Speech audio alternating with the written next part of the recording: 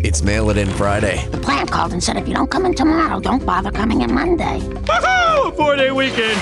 This is OverDrive with Hayes, Noodles, and the O-Dog on TSN 1050.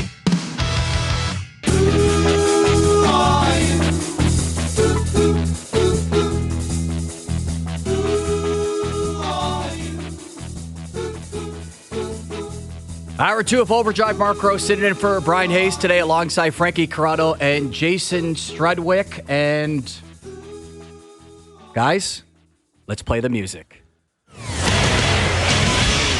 Our hockey insider, Darren Dreger, confirming Craig Berube has been hired as the new head coach of the Toronto Maple Leafs. There you go. Only continues the trend of big news happening when Brian Hayes is not hosting the show. Can we? That's the main part of this whole news that we need to take out of that. Yeah. Anytime something big needs to happen, Hayes needs to take the day off. Now, I do have a question for Doogie. If we can go over to the Doogie desk real quick. Doogie, Are we planning on getting Hayes on? Is he around? Can we find Hazy B? I think I can confirm that. Okay. All right. Simple. Short and sweet from the Doogie desk. All right. Yeah. Doogie, do they not let you talk much on a regular basis? He's paid by the word. Yeah. We can find it out. I can send a reach out. Okay. Okay, Frankie? Guys, let me ask you this. What do you think Berube was asking of Tree Living and the organization when they're going through this process? That's a good question. I think he probably, and any coach would ask the same thing, Struddy. Wouldn't you ask for a little stability between the pipes? Wouldn't that be one of the first things you ask for? And then maybe the second thing with this group, it's like, okay, here's one thing. Joel Edmondson, probably sticking around. Like, that's his guy from St. Louis. For sure. I would imagine he wants to bring in a guy, like a coach with him. Maybe Mike Van Ryn has to stick around because that's, also his guy from St. Louis. Like, I bet there had to have been like a laundry list of things that he wanted. Mm-hmm. By the way, we should just point out the Maple Leafs have made it official. So Craig Berube is the 32nd head coach in Maple Leaf history.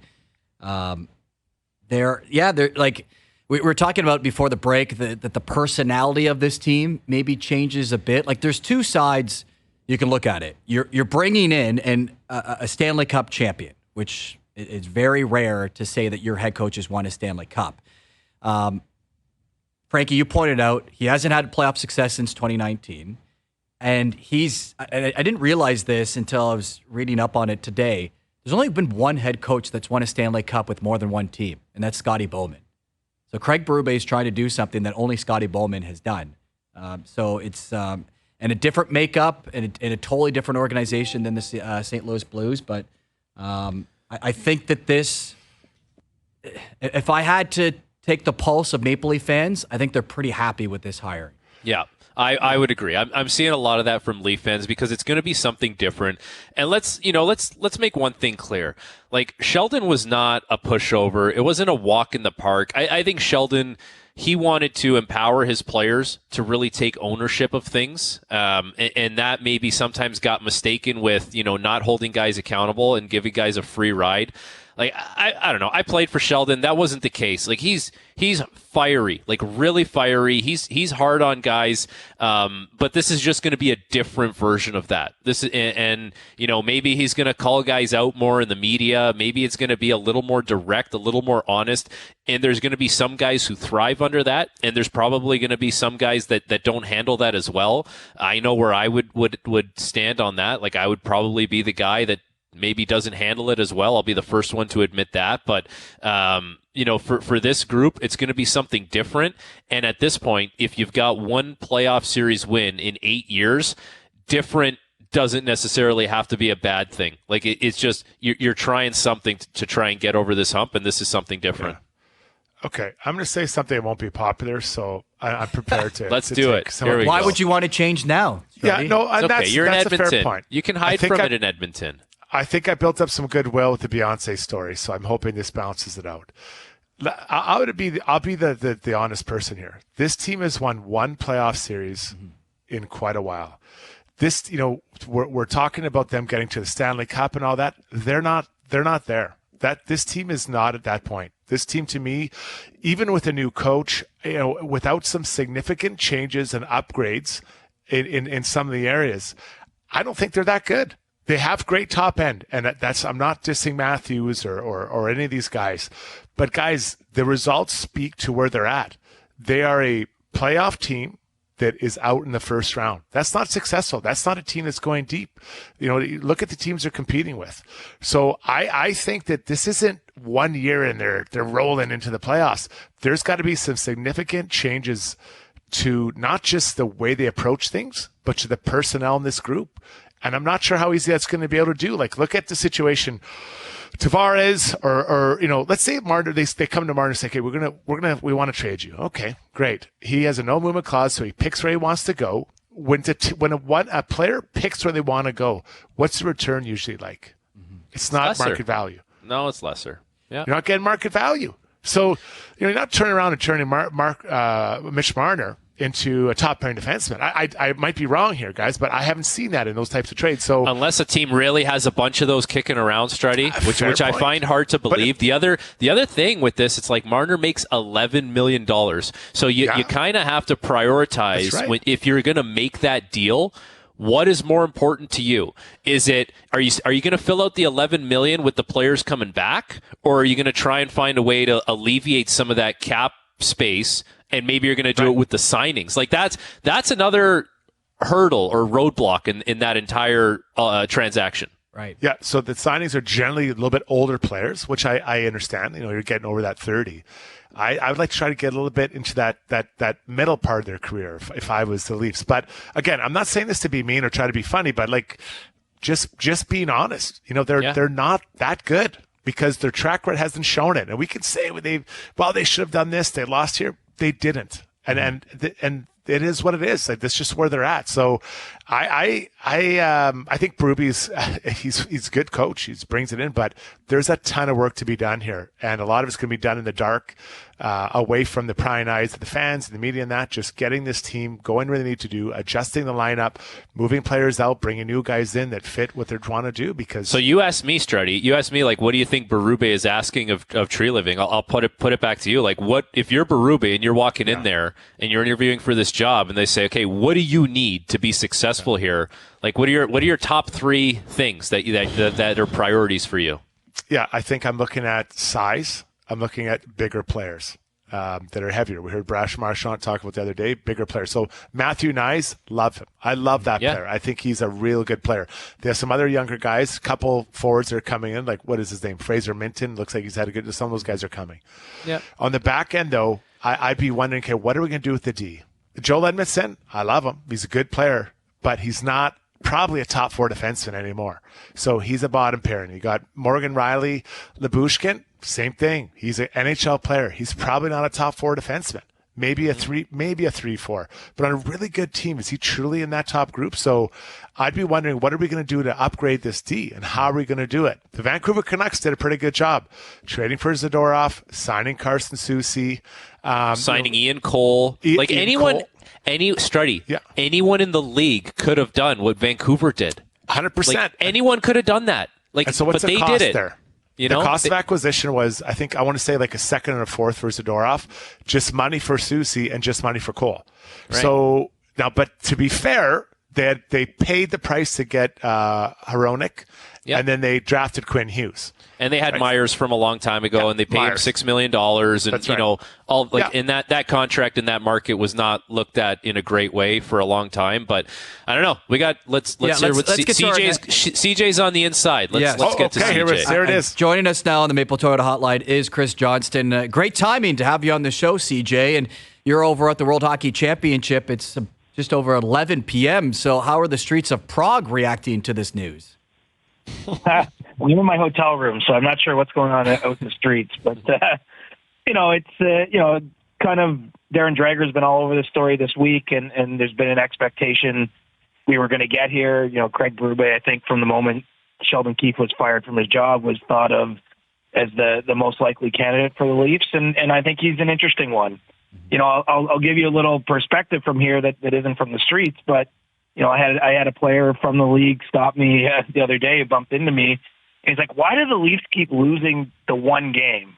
Like his point was that they're not like they're getting swept out of these series, right? They're getting to the game where if you win that game, you move on, and they always lose. And he was just saying, do you think it's bad luck? Do you think it's something about them? I don't know if I have that answer, but the point is, the Leafs are a team that aren't far off from winning the Stanley Cup, but there's some buttons maybe that need to be pushed, or some togetherness, or whatever it is that they need to find. And if there's one thing Berube's done, certainly in St. Louis, was he brought that team together, when it was falling apart. And so, I can understand how you get here, given the candidates that were out there and available right now. And it's going to be a different vibe, I would say, around the team, and certainly in the media, because Craig Berube is known for having very forthright assessments of players. Not to say Sheldon Keefe didn't from time to time, but I think he's not going to hold back in any way.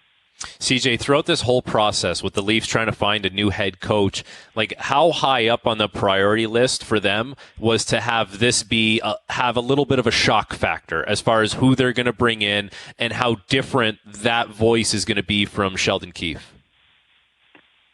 Well, that's part of it, and I think the experience is important. And there's only probably a couple guys in the mix at this point in time that didn't already have jobs or are ready to work that fit this mold. And the fact that Berube stepped into that Blues team and won a cup, and the way he did it, the way he went about addressing his players, a shock factor. All those things I do think factor in. I think he also aligns a lot with what Brad Treliving likes from the game. I mean, as much as we can all sit here and say, well, it's been the same old Leafs, we can look at the core of the team having been intact now for 8 seasons or 6 seasons with Tavares, 8 for the other guys.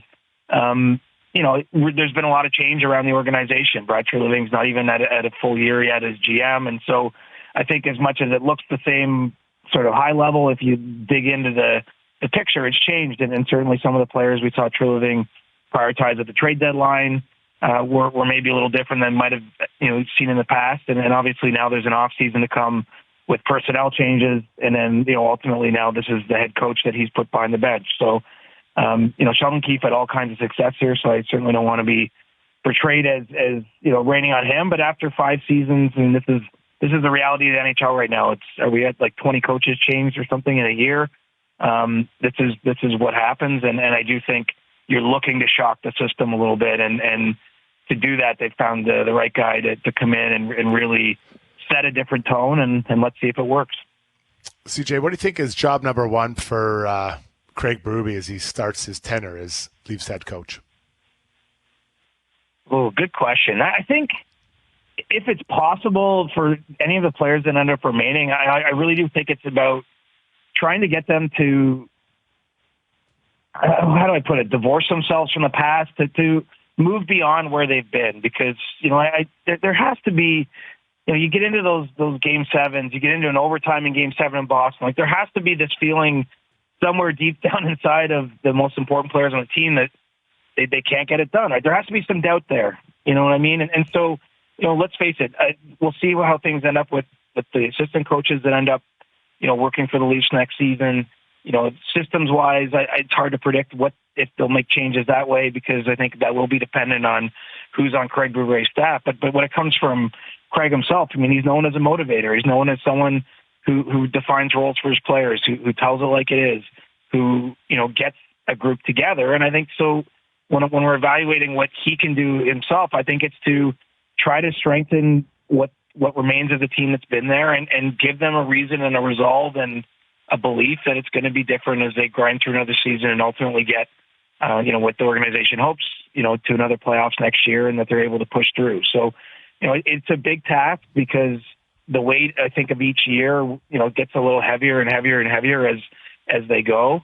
But, this is a new voice, and it's certainly going to be, I think, a different feel for the players that have been there, even as much as, the core guys, for the most part, are probably going to remain come September.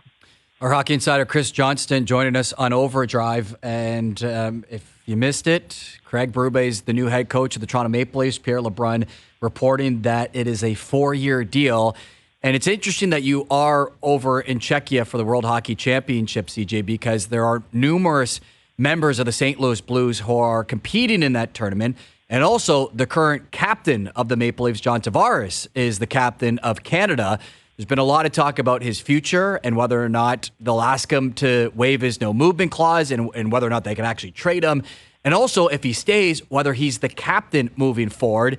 I'm assuming for you, it's going to be fascinating to write your next article when you talk about John Tavares getting advice from those Blues players and what he has to do to have that role with the Maple Leafs under a new head coach.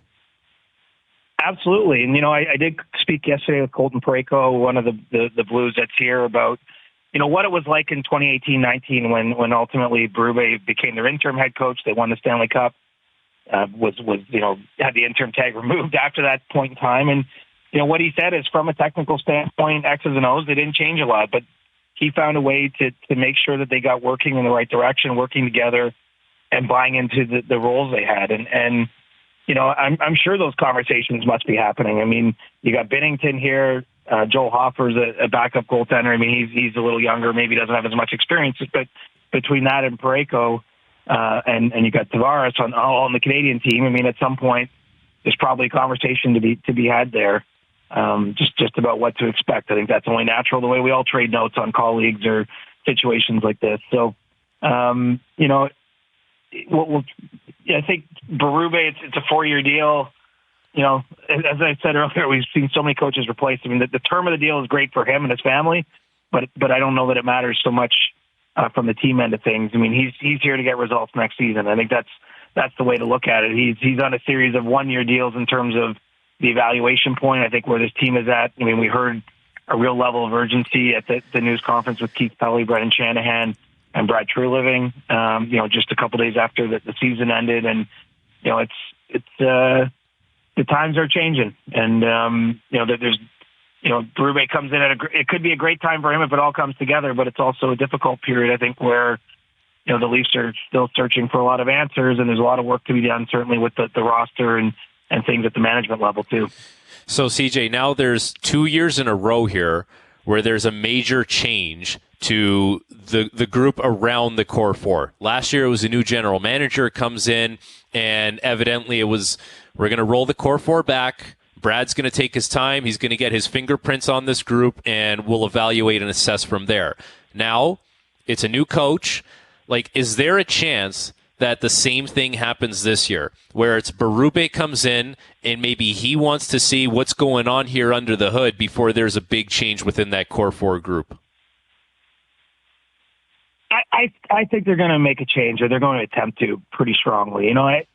It's kind of time, right? And the fact that without specifics at that press conference a week or so ago, the management guys didn't want to get into each individual situation. I do think that they're going to explore what's out there for them pretty seriously. And yes, the players in question all have no move clauses and all have lots of reasons we could point to why they'd want to stay in Toronto. But, I think ultimately we have to recognize if your boss ever comes to you and says, I don't want to keep you long term, I don't think it is a good fit, it would be hard to keep working in that environment. And so I don't think it's not at a point where those have been the conversations that have been had lately. I mean, obviously the season's still relatively fresh. This coaching search has taken up a lot of the time of Brad Treliving and the Leafs management staff for the last week or so. But, I do think as they get in closer to June here and when you're making bigger decisions about what next year's roster looks like, that, they're going to look to make a change there. And so,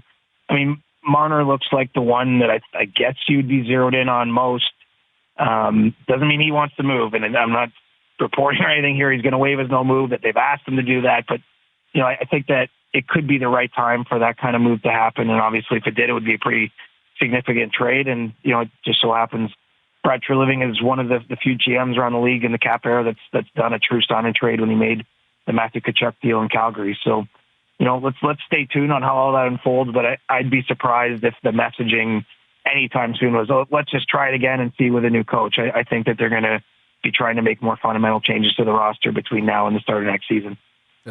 CJ, Sheldon Keefe was promoted within the organization.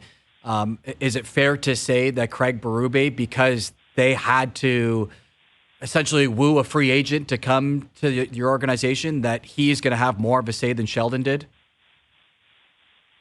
It's tough to gauge that. I mean, Sheldon worked most of his time under Kyle Dubas, and obviously they worked together a long period of time. It's tough to say they were aligned on every decision. In fact, I remember them each kind of commenting that they could have a debate as heated as anyone behind the scenes, just when it came to what they were going to do. I think Berube's here to coach ultimately. I mean, obviously, I see a lot of alignment between the kind of players he likes. It's no secret. We're looking at the roster. I mean, this is not the defense core that I think a contending team or a Stanley Cup team would roll out, and it's certainly not one I think Brad Treliving would prefer to roll out. I mean, he was hired May 31st or June 1st, whatever it was last season. There wasn't a lot of time. You're locked into certain players. Well, that's a little different environment now. TJ Brody's on an expiring deal. He's made a couple trades, and so he still has some players like the Labushkins and Edmondsons that are, the Leafs have their rights at least until July 1st or pending UFAs. There's a decision to be made on Timothy Liljegren, who's a restricted free agent, who's eligible for arbitration. So, I think that there's going to be a different looking blue line fairly significantly next year. That's more in the GM's liking, and it's probably one the coach would feel a little bit, stronger about as well. I think there'll be a priority on bigger players that play a certain way that especially in the playoff time, I think, can bring you success. And so, I don't know that it's Craig Berube getting say in personnel matters, but that there will definitely be alignment, I would think, between the GM and the coach on a lot of what the team needs. And now, you wouldn't want to be in Treliving's office right now because most of us are winding down, looking forward to summer, and he's got a lot of work to do here in the next few months. CJ, we all agree that Berube is going to be direct, very honest with his players. How do you think that'll be received by not just the core four, but players that have been around for a little bit with the Leafs organization? It's going to be a learning curve, I think. I mean, even for those of us in the media, right? I mean, we it's no different, Struddy, than you're experiencing in Edmonton. Obviously, we're seeing it in Vancouver with the Canucks. I mean, places where the team is of such a going concern on a daily basis, one comment from the coach or even maybe one comment from a player about the coach can become a 3-day storyline in these kind of markets. And I think we're going to have that. And probably on some level, Craig Berube is going to have to get used to that. And maybe, I'm not saying change his approach, but adjust, how he approaches certain situations, we'll call it.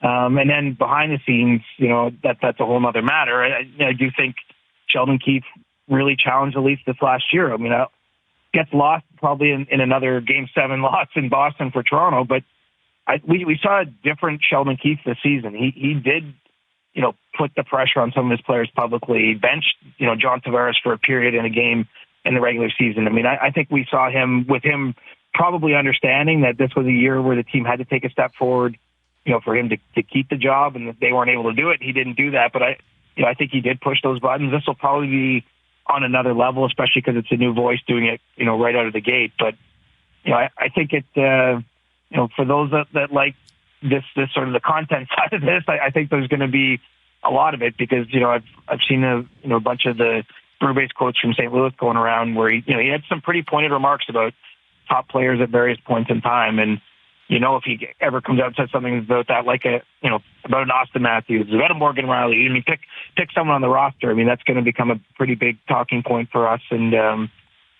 it's a reality of playing in a market where everyone cares so much. CJ, how important is it going to be for Craig Berube to have someone who's maybe a little more X's and O's inclined, like a tactician type coach around? Because, as much as we've talked about him and all the strengths that he has as a coach, that's one of those, aspects that seems to come up as maybe not a strength for him. So, it's too early to kind of tell, I guess, who's going to round out that staff. But do you have any kind of sense as far as, what type of personnel they would surround him with? Well, I mean, you got Mike Van Ryn already on the Leafs bench, and he worked with Craig in St. Louis, and they had success there. So you'd like to think there's a good chance that he'd be a candidate to come back.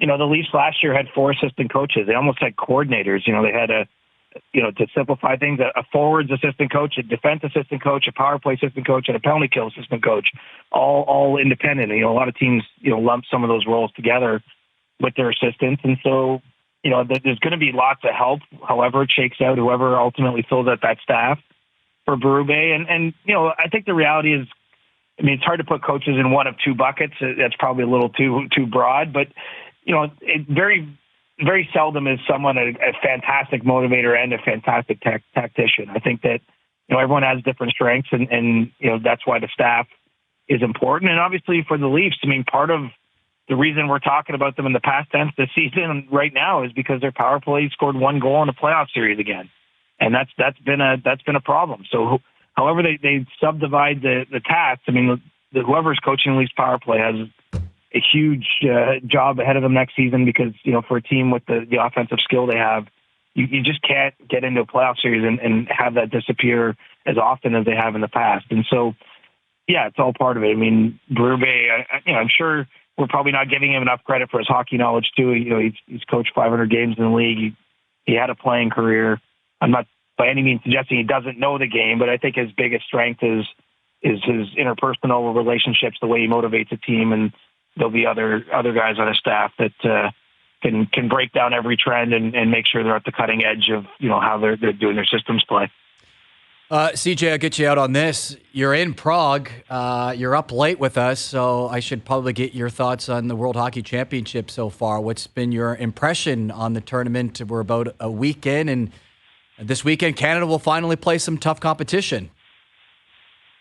Yeah, I mean, my two things. On a personal level, this is one of the coolest hockey events. If you ever get a chance to come over and be around it, I would highly recommend it. I mean, it's different than the NHL, different than the Stanley Cup playoffs, but a lot of fun. And then the second part would be just what you're highlighting there, Mark, is that the tournament's about to heat up. Canada plays Finland tomorrow afternoon here, local time, be a morning start there in Canada.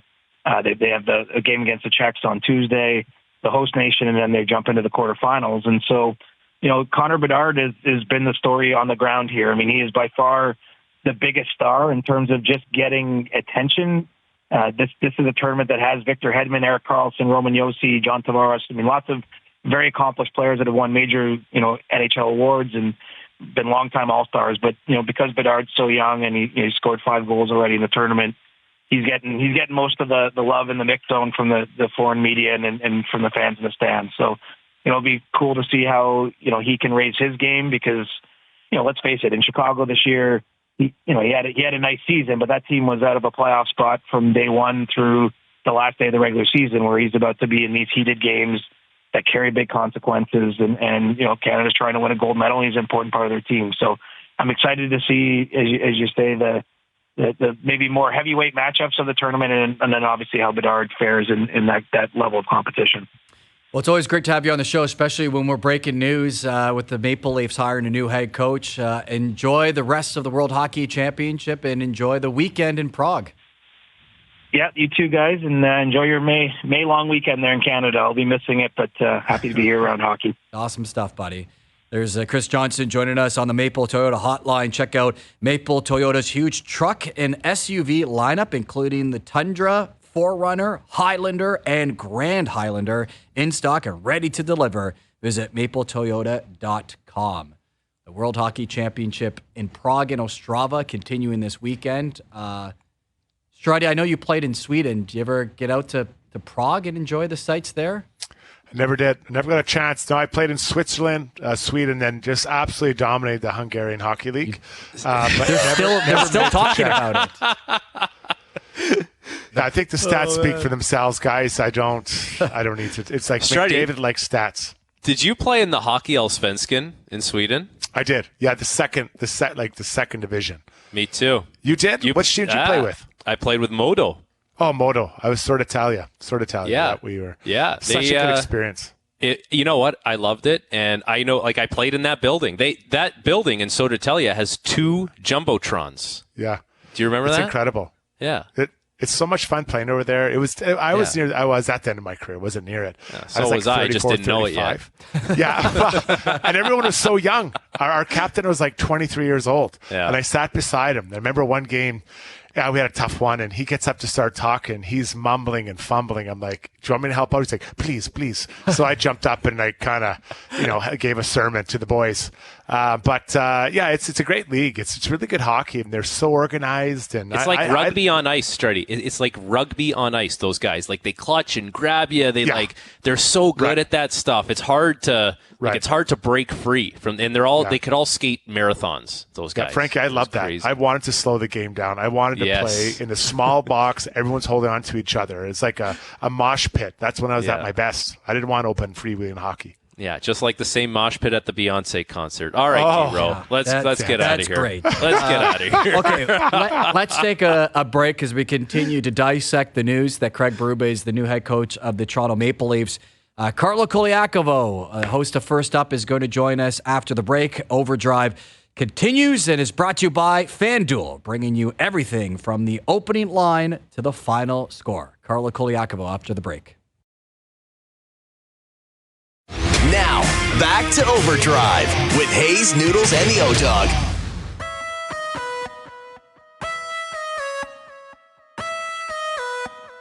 One, two, three, four.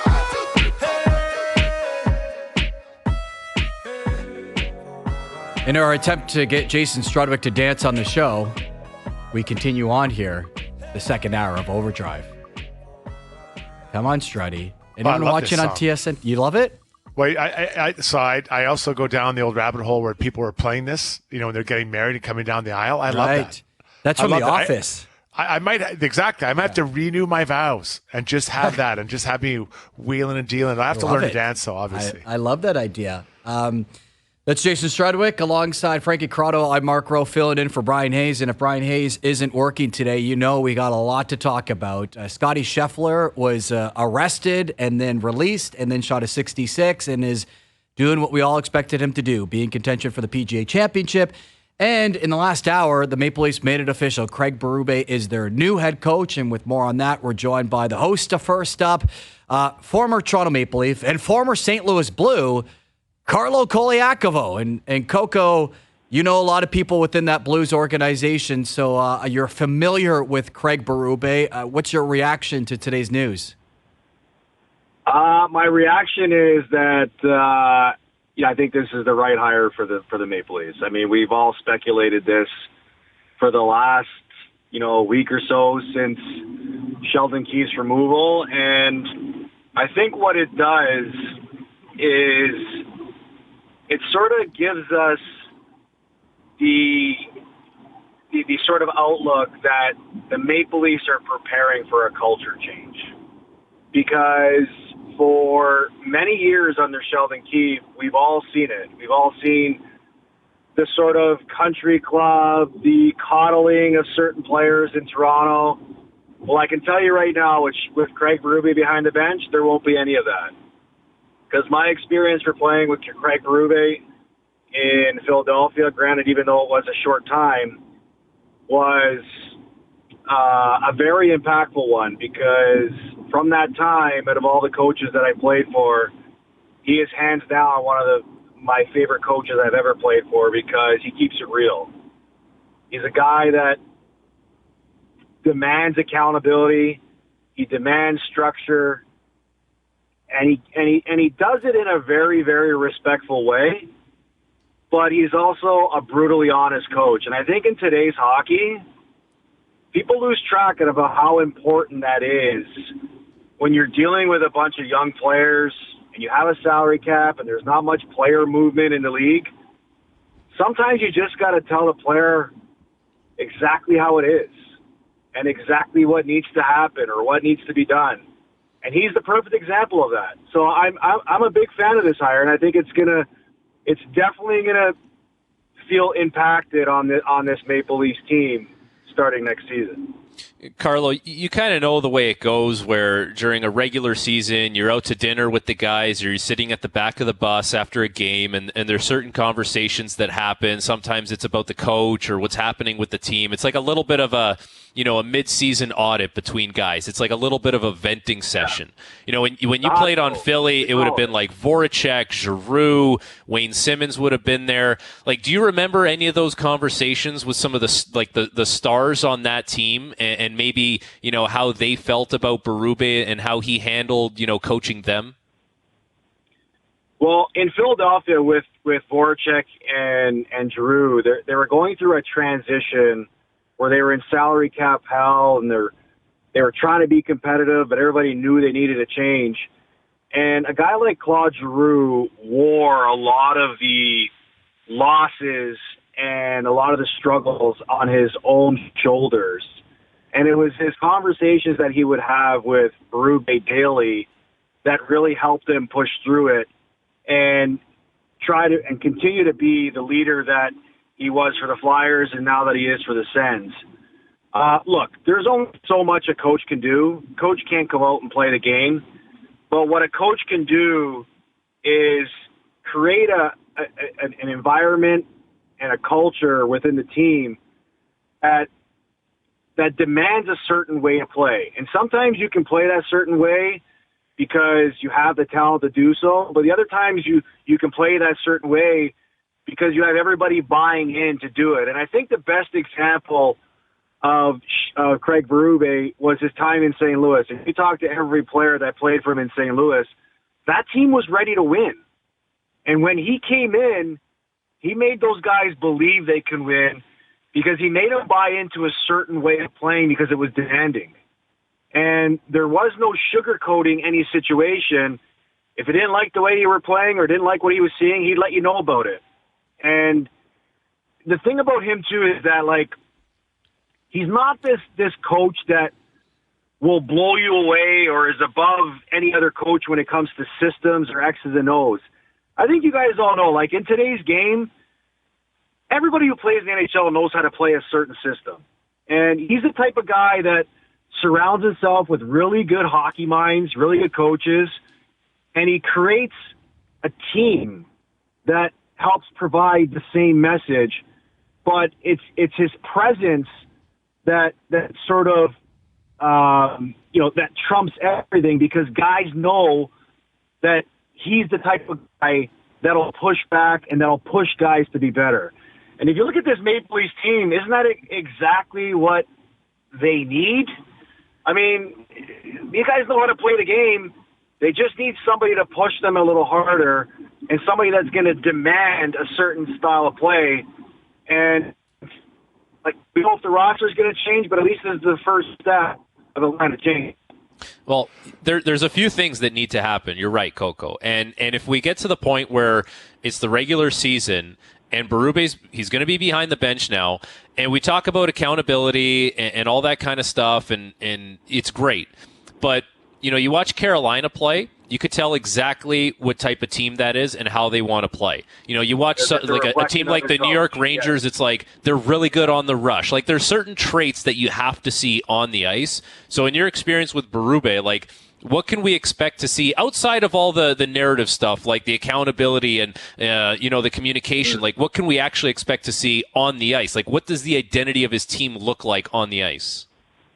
Frankie, that's a great question. And the identity is, for Craig Berube, everybody who watched Craig Berube play knows the type of player that he is. And he was a crazy player when he played.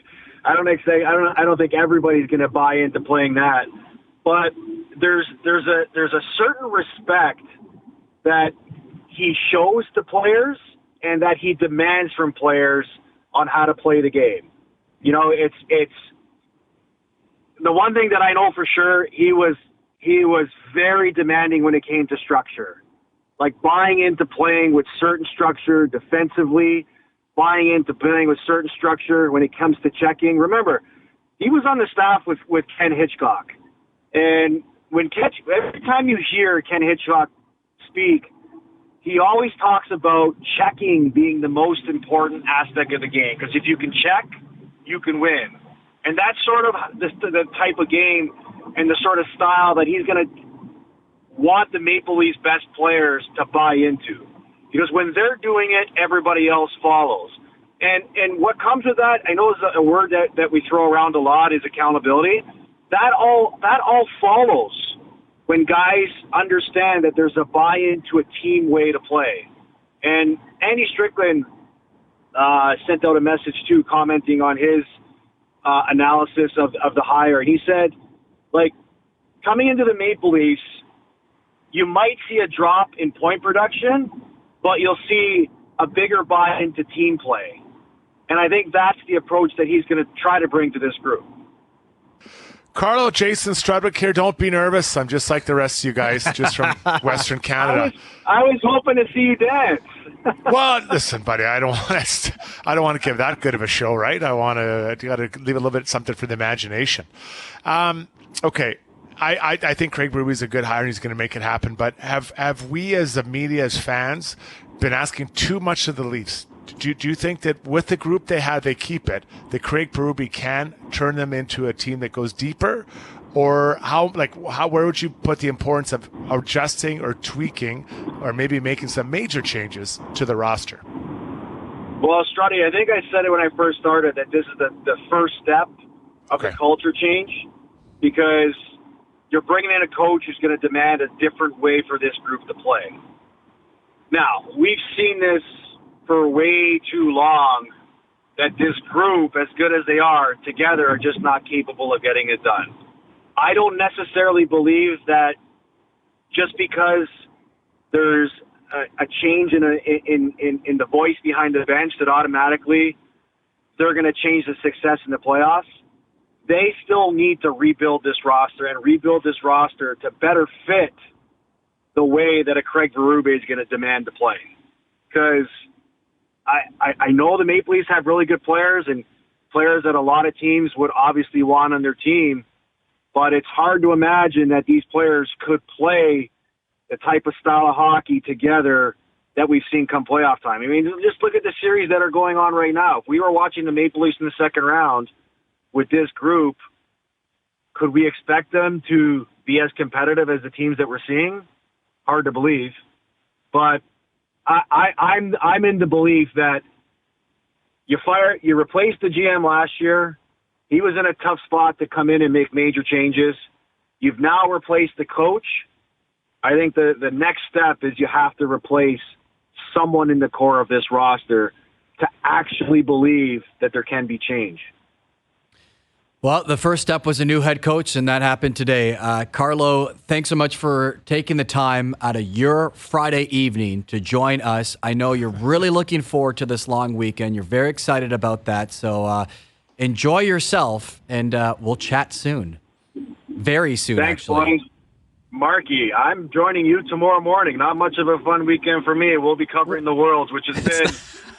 It's been an incredible tournament. Like I'm very grateful that I've been able to be on the coverage this year, and especially working alongside you and Laura Dykin. It's been an absolute pleasure, my friend. You understand what you just said, right? That you're not going to have a lot of fun this weekend working with me. Yeah, that's not an endorsement. I know. That's on the record. Like, I'm not going to have a long weekend of like relaxation because I'm putting in the grind with you, buddy. Okay, it sounds like you're backpedaling just a little bit. But anyways, I'm looking forward to you and I. Canada plays Finland this weekend. We got some great games. I'm excited. I don't know about you, but I do go back to saying thank you for taking time out of your Friday evening to join us. My pleasure, boys. There you have it. Enjoy.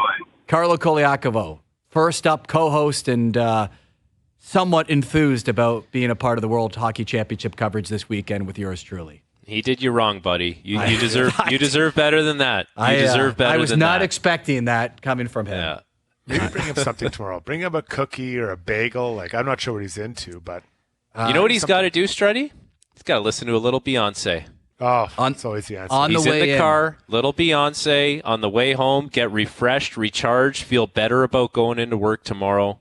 Be like a new man. The Queen Bee. He does. Yeah, he does the have right answer to every question. He does have the 6 a.m. game with Laura tomorrow. Maybe that was it. But we get catering. I don't know. I thought that was good enough for anyone. But that's exciting. Anyways, speaking of food, Million Fridays is brought to you by Boston Pizza, Canada's favorite sports bar. From tip-offs to tie bites and puck drops to pizza, BP's elite lineup of apps, wings, and ice-cold beer is always dialed in for game time. Hustled into your local BP tonight.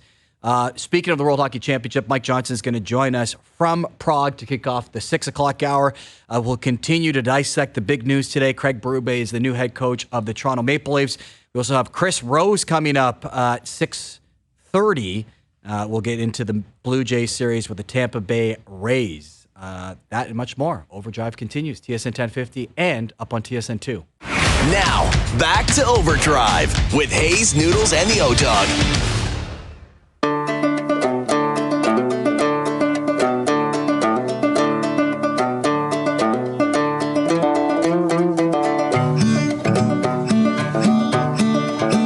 This ain't Texas. Hey, now we get to play the new stuff. Grady, are you into the new stuff, or do you only like the classics? Yeah. No, I'm a pretty big fan of her. Listen, I have my wife and my daughter in the house, and they love to rock out to her. So I like the country vibe to Beyonce. Right? Country's cool. Could you play that on the guitar, Struddy? No. I have a pretty small set list. I'm trying to build it up, but probably my best song is "The Wonder of You" by Elvis Presley. My wife's knees buckle when she hears the intro to it. Who's the more accomplished guitarist, you or Noodles? Oh, Noodles for sure. Yeah, but yeah, he's been working out a lot longer, right? He's been playing, I think, for 20 years probably. Oh wow, yeah, a long time. I'm like 6 months. Oh, you just picked it up. Yeah, I kind of went. See, that's what I'm saying. You can dance. This guy can do anything. Yeah, it's crazy. No. He's knitting, midlife crisis, guitar, dance floor, motorcycle soon. Maybe handlebar mustache? No, I'm scared. Actually, I had a road bike. I sold it. I'm scared. I'm scared of that speed. So I've got a big mountain bike I ride around, knitting, the guitar. I think you got to try to, nearly 50 guys. So it's a kind of a lower peak of a midlife crisis I'm going through. Yeah, that's fine. I just got a message from an anonymous person who said a motorcycle won't be good for what's up top. Well, I'd have to wear a helmet, right? I just have to cover it up, but I'd put my nice hairpiece on if I was going no helmet. The good I'm not stuff. going to go with the cheap one. Okay. The nice rug. Yeah. Like I mentioned, the Blue Jays are going to kick off a series with the Tampa Bay Rays. George Springer in the leadoff spot. We'll get into that with Chris Rose at 6:30. Mike Johnston's going to join us after the break. He's also in Czechia for the World Hockey Championship. We'll get into both the tournament and Craig Berube as the new head coach of the Toronto Maple Leafs. So looking forward to getting his thoughts on that. Plus the PGA Championship. Xander Schauffele is your leader. Scotty Scheffler from a jail cell to a 66, and right now he is 4 shots off the lead as Overdrive continues on TSN 1050 and on TSN 2.